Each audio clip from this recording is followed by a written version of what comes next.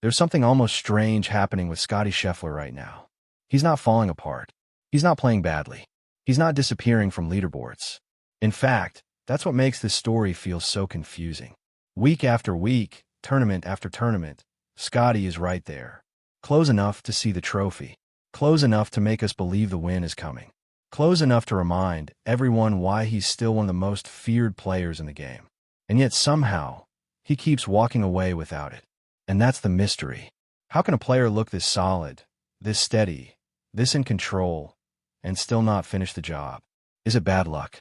Is it putting? Is it pressure? Or is something deeper going on that most people aren't seeing? Because when a golfer this good keeps getting this close, it stops feeling random. It starts feeling like a story, a real one. The kind of golf story that says something bigger about how hard this game really is, even for the very best in the world. And trust me, by the end of this, you may not just see Scottie differently. You may respect him even more. If you truly love golf, if this game means something to you, and if you enjoy stories like this that go deeper than just who won and who lost, then make sure you subscribe and become part of this golf family. Because this channel is for the people who know golf is never just about the final score. The first thing we need to say is this. Scottie Scheffler is not in a slump in the normal sense. That's the trap. That's where the conversation gets lazy. Most players would dream of the stretch he's having. He's still contending, still climbing leaderboards, still putting himself in position, still making the game look brutally simple for long stretches. But Scottie is not judged like most players. That's the price of being Scottie Scheffler. When you set the standard that high, second place can start to feel like a warning sign, even when it really isn't. And that's what makes this so fascinating. Because the deeper you look, the more this isn't a story about collapse. It's a story about margins. Tiny ones. A missed read. A cold Thursday. One stretch with no momentum. One opponent who catches absolute fire. That's all it takes now. But here's the part nobody talks about. When Scottie doesn't win, it somehow feels louder than when almost anyone else does. That's because we've gotten used to seeing him solve golf. We've gotten used to watching him play like the course owes him answers. Fairway. Green. Birdie chance. Repeat. So when he comes close and doesn't close, fans don't just ask what happened. They ask what's wrong. And maybe the truth is, not much is wrong at all. That's what makes this story emotional, because golf fans know how cruel this game can be. You could do almost everything right and still lose. You can stripe it all day and watch putts slide by the edge.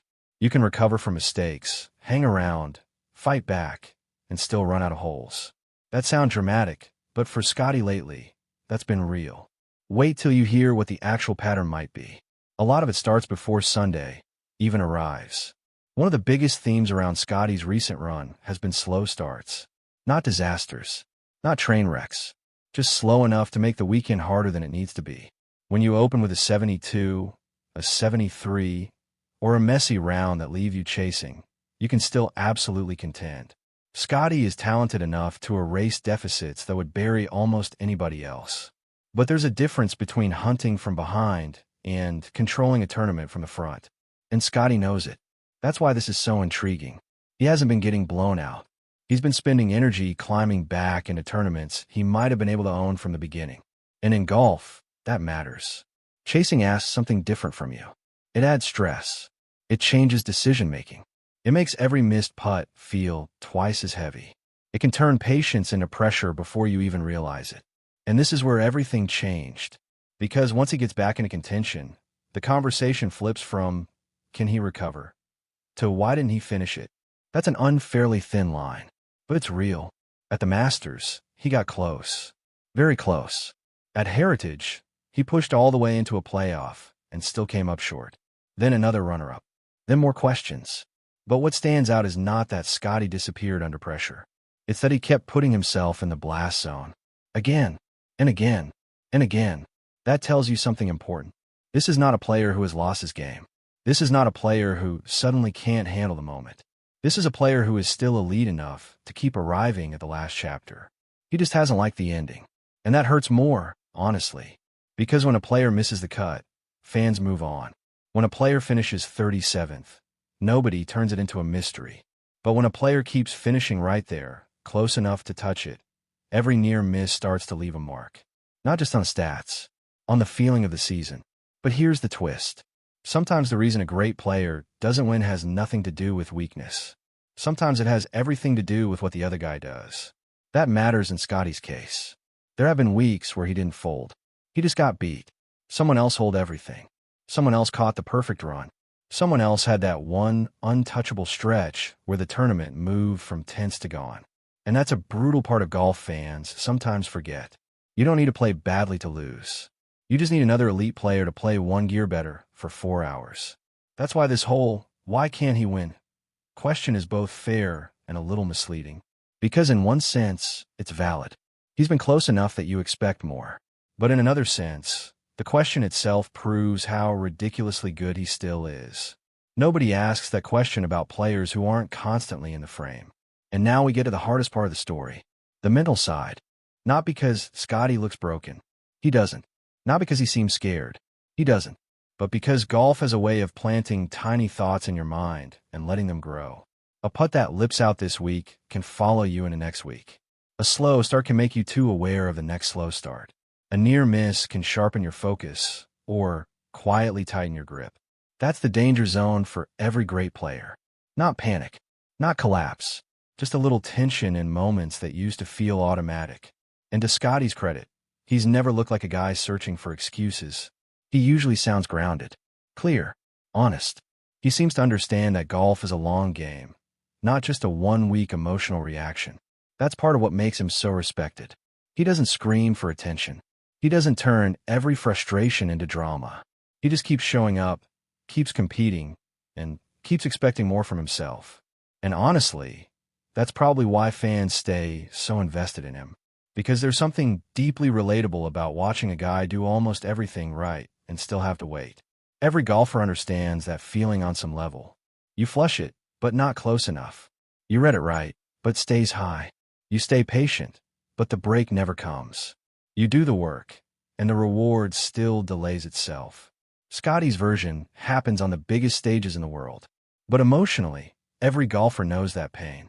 But here's the part that should give Scottie fans hope. This may be the exact kind of stretch that creates the next winning run. Why? Because nothing he's showing looks fragile. His foundation still looks strong. His ball striking still gives him chances. His course management still keeps him alive. His fight is still there. Even his frustration is almost reassuring, because it shows how much he still cares. The scary version of Scottie is not the one winning by 5. The scary version is the one getting tired of almost winning. That player usually breaks through. And when he does, all these close calls might suddenly look less like warning signs and more like pressure building underground. That's what great players do. They gather lessons while everybody else gathers opinions. So maybe the better question isn't, why can't Scottie win? Maybe it's, what happens when all of this finally clicks on the same week? Because if the Thursday start is clean, if the putter behaves just enough, if the momentum arrives one round earlier, then all of this conversation changes instantly. Suddenly the near misses become setup. Suddenly the frustration becomes fuel. Suddenly all this tension becomes the reason the next win feels bigger. And that's why golf fans should not look away from this story. Because it's not about a superstar fading. It's about a superstar being tested. And there is a huge difference. This is why stories like this matter. Not because they give us easy answers, but because they remind us what golf really is. A game of inches, timing, nerve, and patience. Scottie Scheffler keeps getting this close because he is still one of the very best players in the world. But the reason he hasn't won more lately might be the same reason golf keeps breaking our hearts. This game does not hand out trophies for being almost perfect. So now I want to hear from you. What do you think is the real reason Scottie keeps coming so close without winning? Is it the putter? The slow starts? Bad timing? Or just golf being golf? Drop your thoughts in the comments. And if you love honest golf stories that respect the game and the fans who live for it, stay with this channel. Because sometimes the most interesting story in golf is the one that hasn't finished yet.